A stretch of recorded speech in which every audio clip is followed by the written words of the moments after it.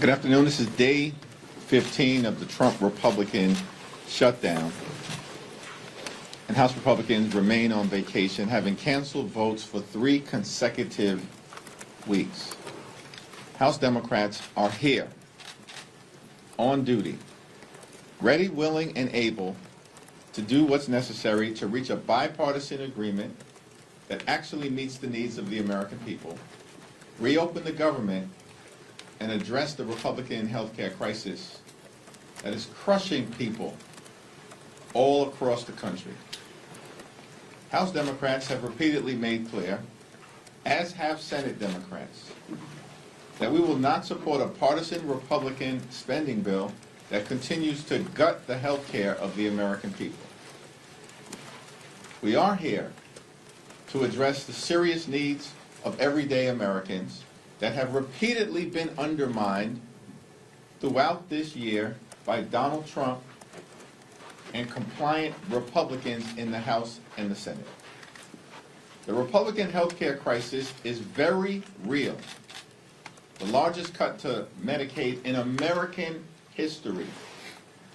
Hospitals, nursing homes, and community-based health centers are closing all across the country as a result of what Republicans have done in their one big ugly bill. The fact that Republicans continue to refuse to extend the Affordable Care Act tax credits means that tens of millions of Americans are about to experience dramatically increased premiums, co-pays, and deductibles that may double, triple, or quadruple, meaning many will pay thousands of dollars more per year, which will make their health care unaffordable. Republicans have also set in motion a $536 billion cut to Medicare that will occur at the end of the year if Congress doesn't act because of toxic provisions in their one big ugly bill. Medical research has effectively been halted in the United States of America. And Republicans are proposing dramatic cuts to the Centers for Disease Control and the National Institute of Health. We're witnessing an all-out Republican assault on the health care of the American people. It's unacceptable, it's unconscionable, and it's un-American. And that's why Democrats are standing up and fighting to decisively address this crisis that our Republican colleagues continue to visit on the American people. It's now my honor to yield to the distinguished whip, Catherine Clark. Thank you so much, Mr. Leader. Here we are again, another no-show week for Republicans, another week closer to the ACA open enrollment period, another week closer to a catastrophic GOP-made healthcare cliff. This is a solvable problem, but it is an urgent problem, and we need Republicans back in D.C. at the table and negotiating. And that needs to happen now. Despite what Mike Johnson says, we do not have an eternity to deal with this. Families are already finding out their premiums are about to skyrocket. Parents are realizing they cannot afford to stay insured. Let's take Shauna Verstegen. She's a mom of 2 in Wisconsin who says she is sick to her stomach because her monthly premiums are about to rise by $800 a month. That's $9,600 a year. And for what?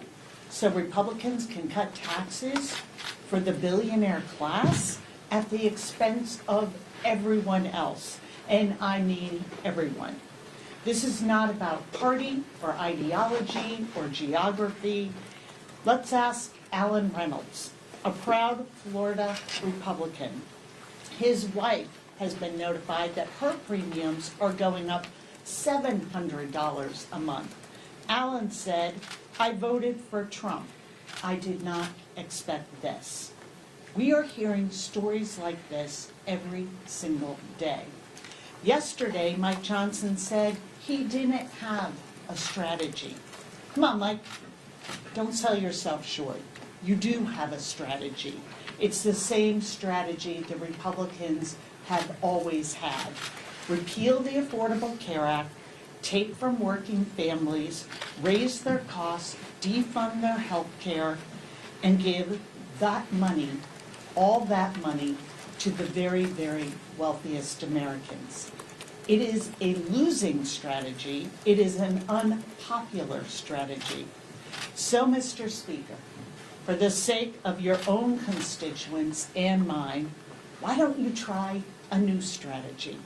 Come back to work, take a seat at the table, and let's stop this healthcare crisis you created before it's too late. And now it is my pleasure to yield to the outstanding chairman of our caucus, the gentleman from California, Pete Aguilar. Thank you, Whip Clark. Thank you, Leader Jeffries. As you know, as the whip just laid out, the Republican-controlled House has not voted since September 19th, nearly 1 month ago. And in that time, House Republicans have continued to be on vacation. They haven't been holding town halls, they haven't been finding out ways to reopen government, and they haven't been working to save Americans' health care. Republican Representative Kevin Kiley from California even called the Speaker's decision to adjourn the House embarrassing and the wrong decision. What have Trump and Republicans been doing for the last few weeks? Refusing to work with Democrats, digging in deeper into their anti-healthcare position, threatening federal workers, and even offering a bailout to Argentina to the tune of $40 billion in taxpayer money. Yesterday, the Speaker admitted that he didn't have a strategy, and when it came to his position, just that he would not negotiate. Well, Democrats have a strategy. Work with us in a bipartisan way to fund government that keeps health care, lowers the cost of health care, and ensures Americans keep their coverage. If Republicans fail to come to the table, health care for constituents in red districts and in purple districts and in blue districts will continue to spike. Republicans are acting as if their own constituents won't be hurt by their decisions and the recklessness that they've created. But the truth is, thanks to the big ugly law and the looming expiration of the ACA tax credits, everyone is going to see their health care costs increase. In some states, Americans are already seeing the premium sticker shock when shopping for their health care plans for 2026. Soon, this will be rattling households all across the country. Enough is enough. It's time for Republicans to get serious, to work with us, to save health care. The country and their constituents are watching. Leader Jeffries. Thank you, Catherine. Thank you, Pete. Questions? Leader Jeffries. Me. Yeah. Thank you, first of all, for coming on Fox News. We really appreciate it. We hope it's the first of many more interviews to come. Second, just on the question that I asked you outside, this video, I don't know if you've seen so far, but there's this video circulating that shows a group of Democratic lawmakers go to the Speaker's office, mess with the signs in his foyer, and then one of the lawmakers can be seen yelling at one of the Capitol Police officers. I'm just wondering if you agree with that kind of fight. I know that Democrats are trying to fight, but also how would it feel if Republicans did that at your office? I haven't seen the video, so I'm not familiar with the characterization that you are presenting. Congresswoman Nanette Barragan has issued a statement on the incident, and I think her statement speaks for itself. But what do you think about it? Same answer. Have you spoken to the Congresswoman about the incident or U.S. Capitol Police? Briefly. Do you think any action should be taken on that if you speak with Capitol Police? Congresswoman Barragan has issued a statement as it relates to the matter. I look forward to a subsequent conversation with her, as well as the Capitol Police. I have nothing to say about the situation that I haven't seen unfold on video at this moment. I have it on video if you'd like to see, because I think other reporters are going to ask. Thanks a lot. Thank you, Leader Jeffrey. Given the recent court-issued restraining order against Representative Corey Mills, I just wanted to get your message, get any message from House Democratic leadership about kind of what does it say that your Republican colleagues have kind of remained silent or kind of dismissed the allegations that have come out against one of their members? Just what are your general thoughts about the situation? I want to yield to Catherine Clark on this issue, but this is Domestic Violence Awareness Month. Domestic violence is a serious issue in this country for women all throughout America. And the notion that House Republican leaders would dismiss the seriousness of what is clearly emerging as an untenable and frightening situation relative to Representative Mills is irresponsible. And the Congress should be better than that level of dismissiveness that has been on display amongst my Republican colleagues. Thank you. The allegations against Representative Mills are disturbing, but as the leader said, it is the response from Speaker Johnson that is not the first time of dismissing allegations, a restraining order that's been put in place as somehow not a serious question. And it is the same way he has approached this entire healthcare issue. And it is a crisis that will be felt by every single hardworking American in this country, but it is going to be felt first and hardest by women in this country. And his refusal to come and even negotiate, his saying that health care is some sort of, ancillary issue to what we're dealing with here, his allowing government to shut down in order to say it's my way or the highway. And what we are watching happening to women is really, it is chilling to watch. If you take the fact that since the Republicans have enforced abortion bans, we have 1/3 of all the counties in this country, there's no safe place to have a baby. There is no obstetric care in 1/3 of all our counties. And in some states like Georgia, that's more like 50% of their counties.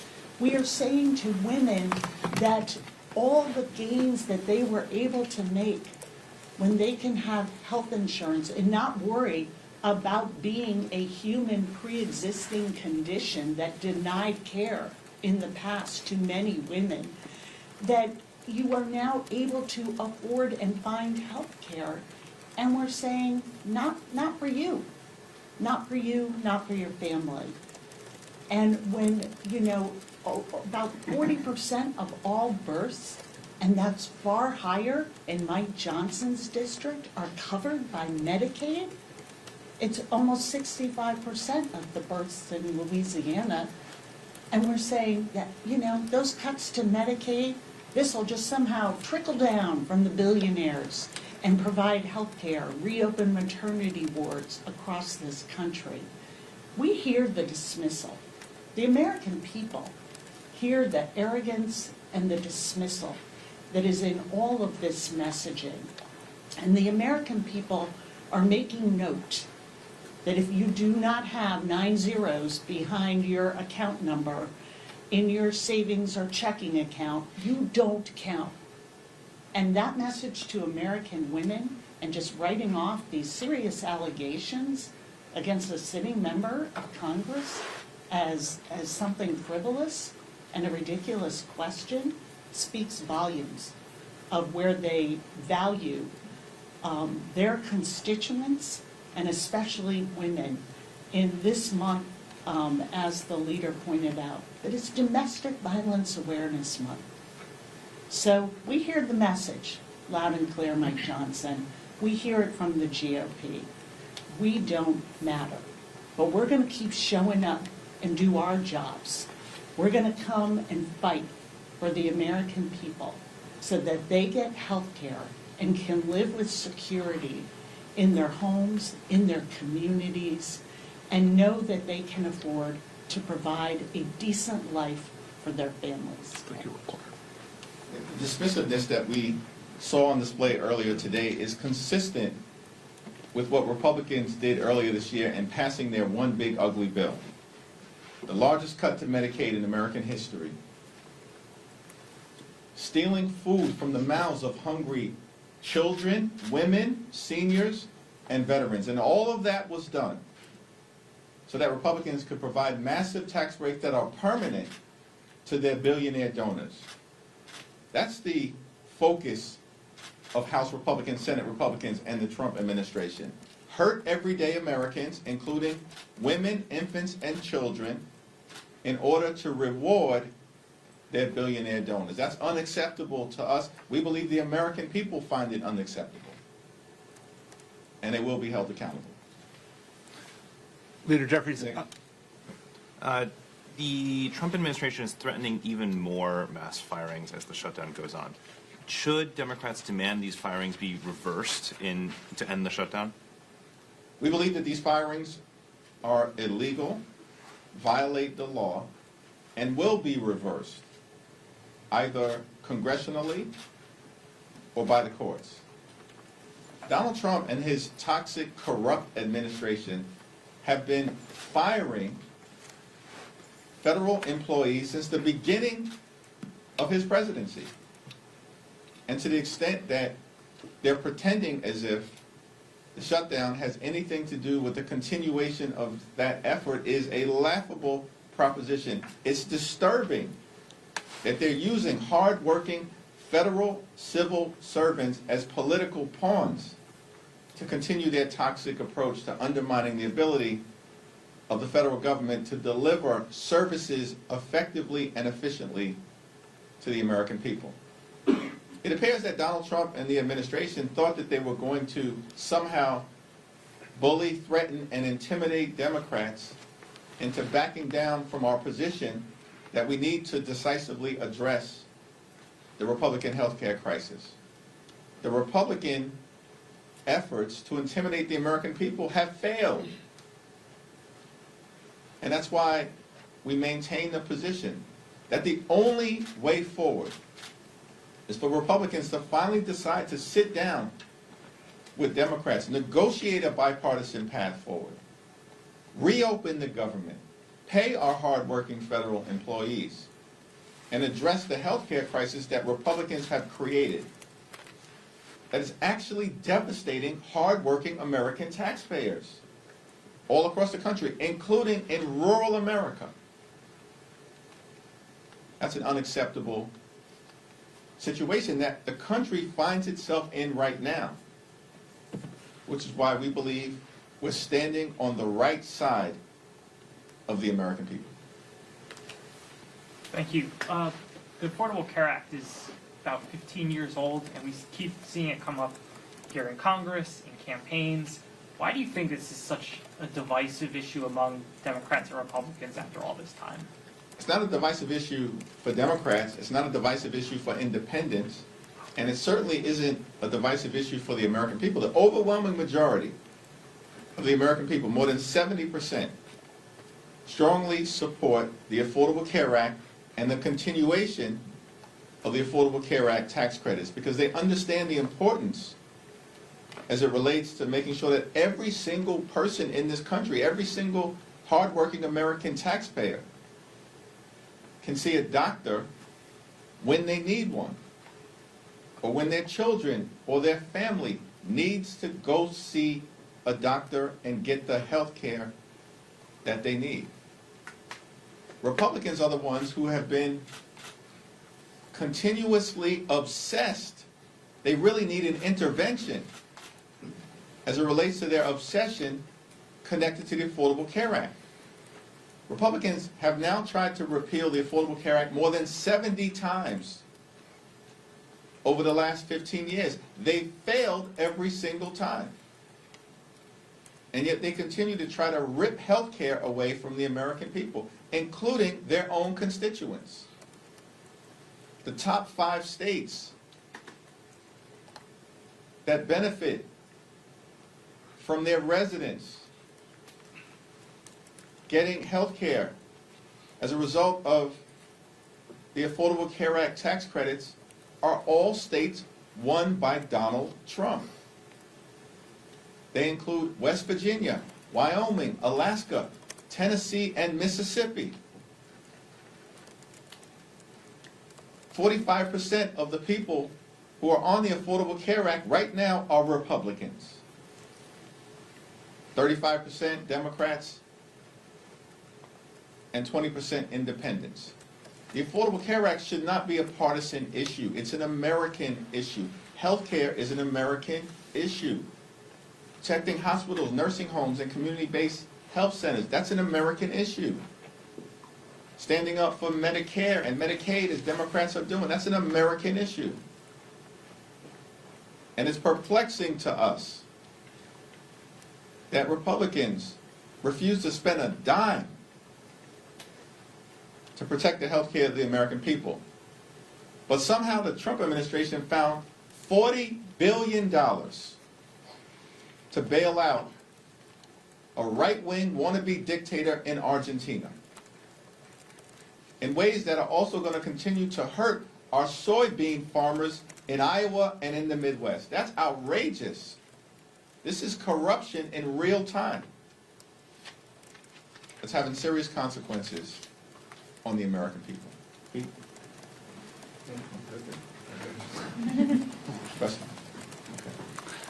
Leader Jeffries, will you attend a No Kings rally on Saturday? And what do you think of Speaker Johnson and other Republicans calling these Hate America rallies? I mean, it's extraordinary to me, and I want to defer to Pete and Catherine on this, but, you know, House Republicans are flailing. These people have been on vacation for 3 consecutive weeks. In fact, going back to the end of July, because of decisions made by House Republican leadership, the Congress has only worked for about 15 days.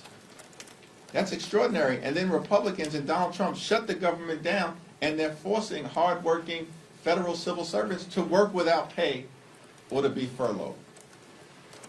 Like, Republicans are not serious about solving problems for the American people. They're creating problems.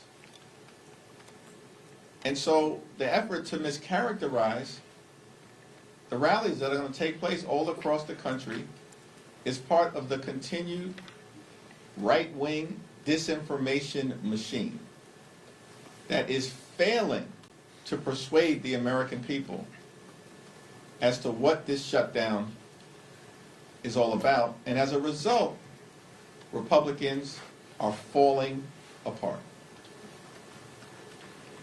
I'll be at a rally. I'll be holding an American flag in my hand as well. It seems that Speaker Johnson and House Republicans only believe that free speech matters if you agree with their speech. So my message to the American public is that's what Speaker Johnson feels. If you don't agree with him, you're un-American. So join us. We'll see you out there. And in California, we're going to continue to remind people about the importance of Proposition 50. I wouldn't ever politic from this lectern, but Californians understand what's at stake, and they understand an ability to push back against Donald Trump is on their ballot. And more importantly, these ballots are on their kitchen table.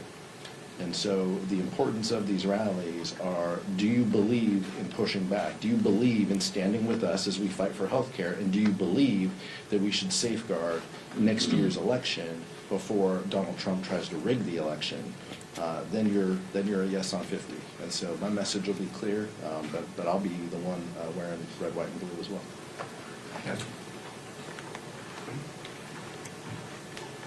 Just think about where we are, where millions of Americans are coming out to say, we elect presidents, we don't have kings, and the Republicans are like, how un-American. I mean, just how they are so blatant with their disregard for how our system works, for how our Constitution is put together, for how we are supposed to be a country that operates under the rule of law. And layer on top of that, that they are saying to the American people, if you are not extremely wealthy, you don't count. You don't count. And when you're saying to those same farmers who are coming to my office, and I don't exactly represent a large agricultural community in suburban Boston, but they're coming to my office because they are hurting and they are desperate to get the attention of members of Congress, because it's not only the soybean market that they are losing to Argentina and Brazil because of this administration's tariff policies, they're losing their health insurance. Half of all family farms rely on the ACA, and this $40 billion could go a long way towards that tax credit that they've decided to take away. Their priorities are completely upside down. Why would they possibly double down on what they're sending to Argentina, take away health care from millions of Americans, and increase premiums for every American, and say that people coming together to peacefully protest is un-American? It's no wonder they're not showing up to their jobs. They've forgotten what they're even supposed to be doing here, and representing the people, not a president. Thank you, Leader Jeffries. Speaker Johnson said this morning that while there are no talks on the leadership level, there are talks among appropriators, bipartisan, bicameral. Can you give us an update on those talks? And is there any scenario where, if this thing keeps dragging on for weeks and weeks and weeks, that that the Appropriations Committee could actually, and there would be no need for a stopgap because you could start passing individual appropriations bills, including addressing some of the issues that you're demanding? There are informal conversations that are taking place in the Senate relative to a potential bipartisan path forward, but those conversations have not extended to the House as it relates to the appropriators. Rosa DeLauro made clear earlier today that she's had no outreach from the chairman of the Appropriations Committee, Tom Cole, and there hasn't been any indication of a Republican willingness to actually sit down and work out a bipartisan agreement that makes life better for the American people, that reopens the government, and that addresses the Republican health care crisis. That's challenging. This is day 15 of the government shutdown. And what we've gotten from Republicans is Donald Trump has spent more time on the golf course than he spent talking to Democrats about reopening the government. Mike Johnson and House Republicans have been on vacation for 3 weeks with no indication that they intend to come back, notwithstanding the fact they shut the government down, are hurting everyday Americans, and refuse to address the health care crisis that they've created. Yet somehow, they found $40 billion to bail out Argentina in order to benefit and enhance the lifestyles of the rich and shameless, those financiers who are connected to this corrupt Argentinian deal. But they can't find a dime to extend the Affordable Care Act tax credits, whose expiration is going to impact tens of millions of Americans. They can't find a dime. They can't be bothered to even sit down and have a conversation. In real time, the Republicans are showing the American people what they're all about. Cruelty is the point. And they only care about the wealthy, the well-off, and the well-connected. This is the Trump friends and family plan that's hurting the American people, and has been since day one. It's the only thing they care about. They promised that costs would go down on day one. Costs haven't gone down here in America. Costs are going up. Inflation is going up. The Trump tariffs are causing thousands of dollars in additional expense for everyday Americans all across the country. Housing costs going up. Grocery costs going up. Electricity bills through the roof. And now people all across America, including in so many different rural communities, are about to experience dramatically increased healthcare costs that's unsustainable for them and for their families, and Republicans could care less. Thank you all. All right, can I just follow up real quick? Are you being appraised at all on the informal Senate talks that you Yes. just referenced? Are they Yes. making progress? Yes, thank you. Clarify, are you going to the rally this weekend? I'm not sure of my schedule this weekend yet. Thank you, sir. Thank you.